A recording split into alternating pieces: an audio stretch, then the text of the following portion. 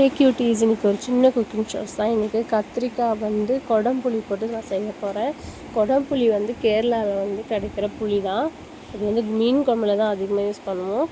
Normal புளிக்கு வந்து வாழம்புளின்னு சொல்லுவாங்க இங்கே, அது சாம்பாருக்கெலாம் யூஸ் பண்ணுறது.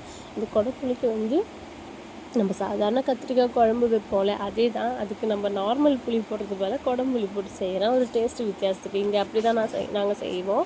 ஆனால் இங்கே கத்திரிக்காய் அதிகமாக யாரும் சாப்பிட மாட்டாங்க எங்கள் வீட்டில். நான் மட்டும் தான் சாப்பிடுவேன். கத்திரிக்காய் வேணும்னாலே ஆர்டர் பண்ணி 2 நாள் கழிச்சு தான் அவங்க கொண்டு வந்து தருவாங்க. அதாவது காய்கறி கடையிலேயே அப்படி தான் தருவாங்க. ஸோ அந்த மாதிரி நான் இருக்கிற ஏரியாவில் அப்படி தான். ஸோ வந்து நான் யூஸ்வலாக கடுகு தாளிச்சிட்டேன். அதுக்கப்புறமா வந்து வெங்காயம், தக்காளி, இஞ்சி பூண்டு பேஸ்ட்லாம் போட்டு நல்லா வதக்கிட்டேன்.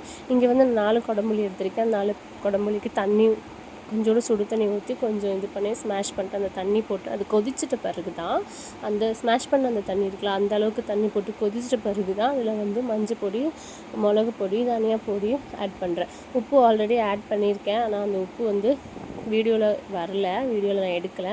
இதெல்லாம் போட்டு மிக்ஸ் பண்ணிட்டு இதில் கத்திரிக்காய் போட்டு கத்திரிக்காய் வேகுது இதெல்லாம் மிக்ஸ் பண்ணிட்டேன். அதுக்கப்புறமா கத்திரிக்காய் வேகும் போது என்னோடய உப்பு டேஸ்ட்டு பார்த்துட்டு இன்னும் கொஞ்சம் உப்பு போட்டுட்டேன். செகண்ட் டைமும் உப்பு போட்டுட்டு கொஞ்சோண்டு தண்ணி, எனக்கு ஏற்ற மாதிரி தண்ணியும் நான் கொஞ்சம் ஆட் பண்ணிக்கிட்டேன்.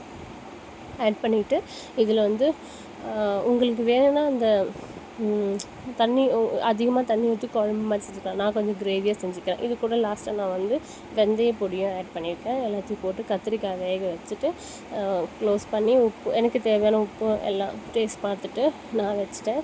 அதுக்கப்புறம் பார்த்திங்கன்னா இந்த குழம்பு வந்து கொஞ்சம் கிரேவி வந்து கொஞ்சம் டார்க்காக கருப்பாக இருக்கும். எனக்கு குடம்புளி வந்து கருப்பாக இருக்கனால இந்த கிரேவியும் கொஞ்சம் கருப்பாக தான் இருக்கும். ஆனால் ஃபைனலாக சூப்பராக இருந்துச்சு, நல்லா டேஸ்ட்டாக இருந்துச்சு. ட்ரை பண்ணுங்கள்.